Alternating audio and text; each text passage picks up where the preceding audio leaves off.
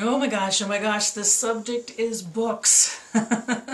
DrawingKenaz has a competition for us where we're going to talk about what is our favorite book. So Annie here, talking about my favorite book. Absolutely beyond all books, I actually can pick the book that was and continues to be the most influential in my life. And I can tell you what that book is by asking you a question. Who is John Galt? I read it first when I was probably 14 or so.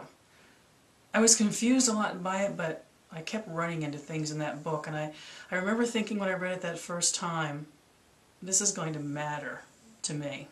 I read it again when I was like 16, so a year or two later.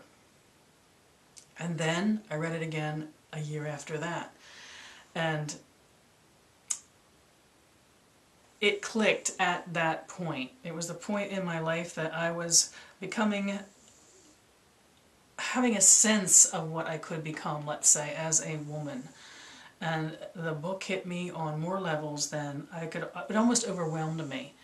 Now, I'm not going to be somebody who's a big fan of everything about objectivism. No way. But a lot of it, yes, absolutely, I have to say that is so. And I made notes to myself before I did this video about why. Why did this book, and does it still, influence me? I have to honestly say, a great part of who I am, how I ended up being the personality that I am, came from reading Atlas Shrugged. So I'm looking down at my notes now because I just wanted to try and stick on the subject. Dagny Taggart to me is goddess. She was everything about her in that book was that she was not limited in any way by being a woman. But at the same time, she was a woman. She had relationships. She wasn't afraid to use her femininity, especially when she wanted to use it as power.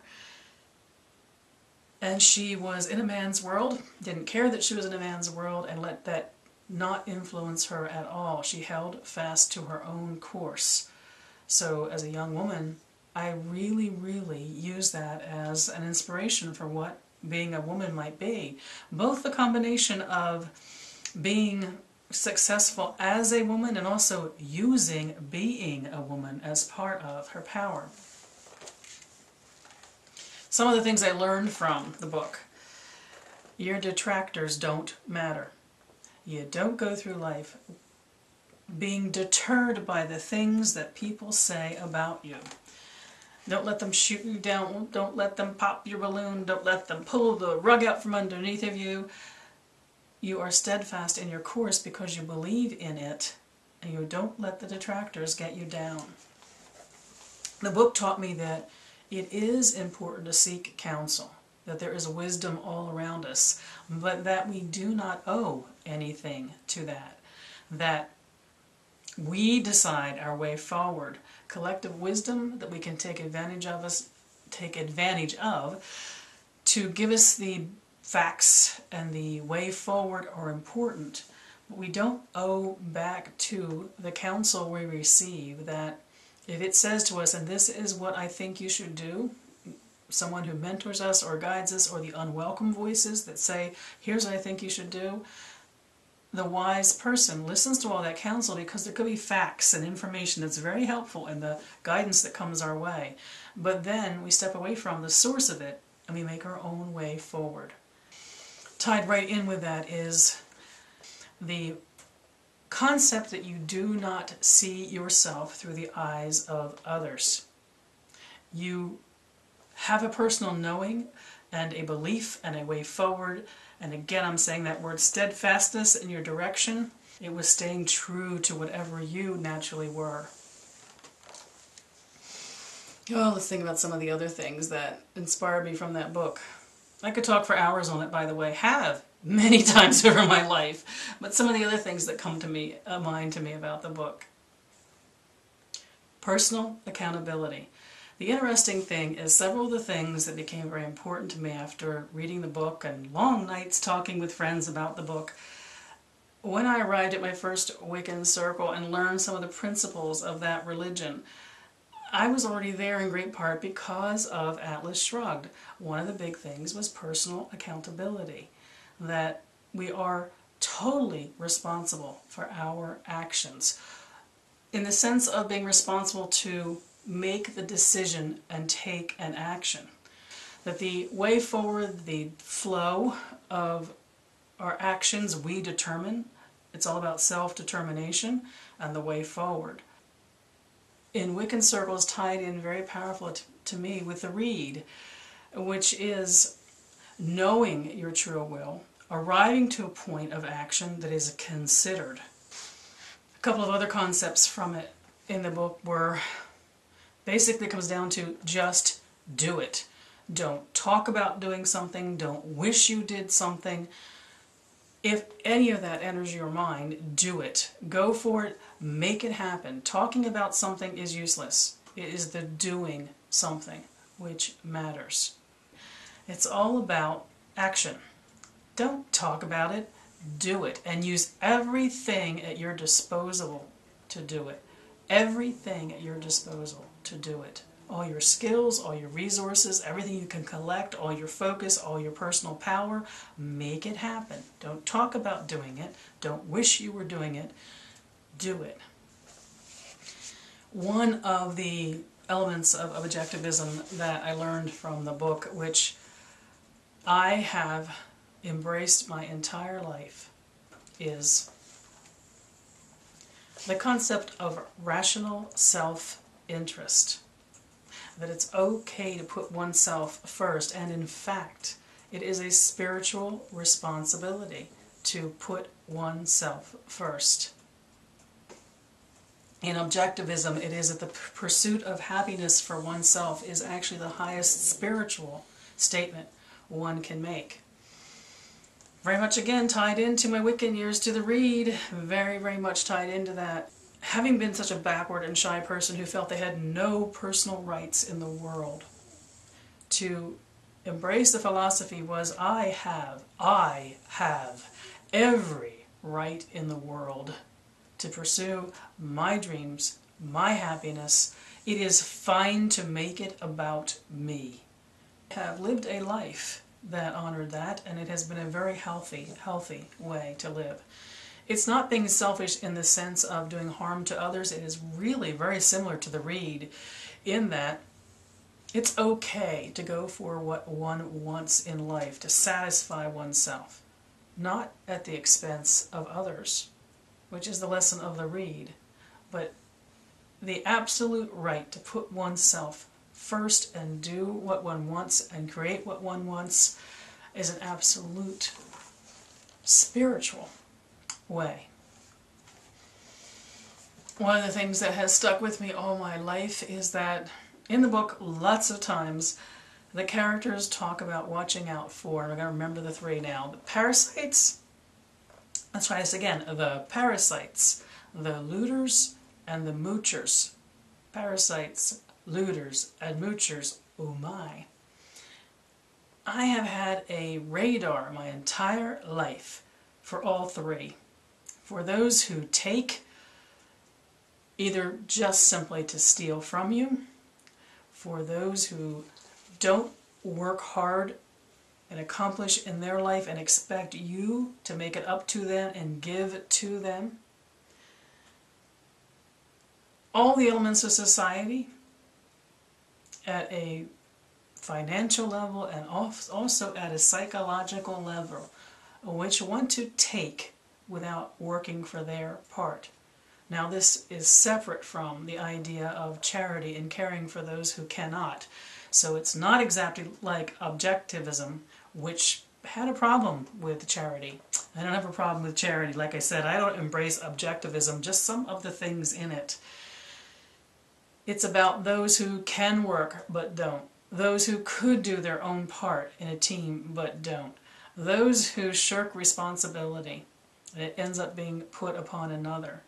It is, at the government level, the taking and misspending of our tax dollars. The rescuing of banks and lenders recently is a very, very big part of looters, parasites, and moochers. There's been a lot of talk in this last couple of years with all the financial crisis we're going for that it's a prediction in a way that Ayn Rand was writing about, the decline of the balance of a financial system. So looters, parasites, and moochers, and having a fine-tuned sense of running into them at life. What it came to mean for me is I can't be taken very easily. I had to look down to my notes on this one. I really enjoyed and came to understand, actually in conversations in my training for my first Wiccan circle, the philosophy of what sex was, which was promoted in this book, which was Ayn Rand's personal philosophy on what sex was. And it was, I'm going to read this because I don't want to forget the phrasing, it's the highest celebration of human values.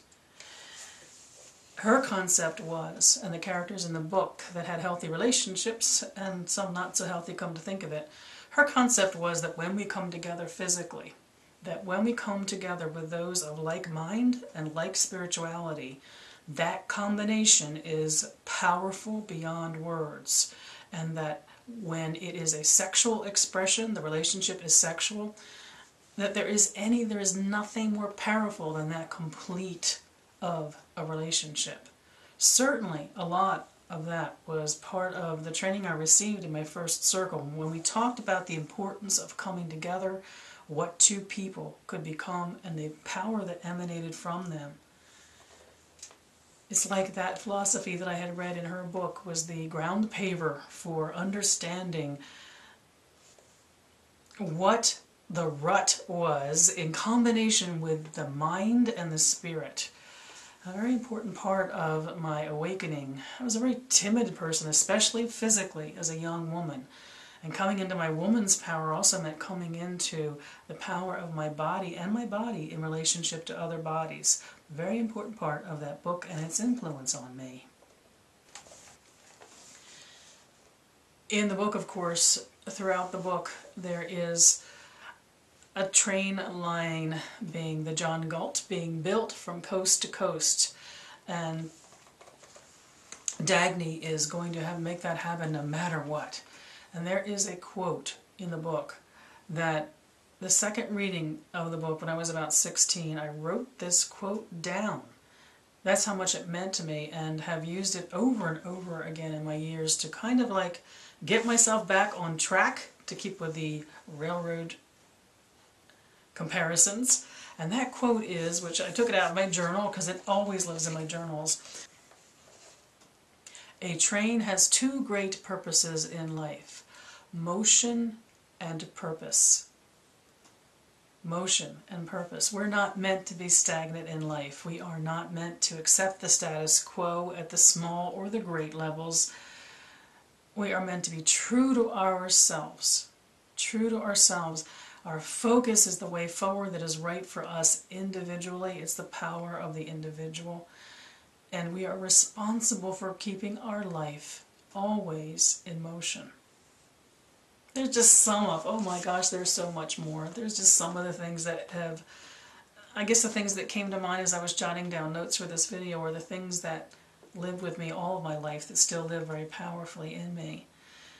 I have a quote that I wanted to end it with, which is, I found it on one of the websites about, maybe at the Ayn Rand Institute website, but I found a quote that I just thought was just a summary of why that book and her philosophies, some of her philosophies, have been very important to me, and it goes, "You don't have to see through the eyes of others. Hold onto yours.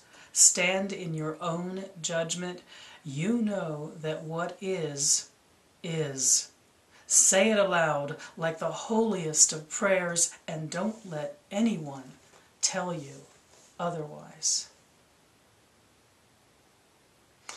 So I'm submitting this video as much because I want to be part of this discussion around books and how impactful they are to us. I'm looking forward to seeing the responses that come in.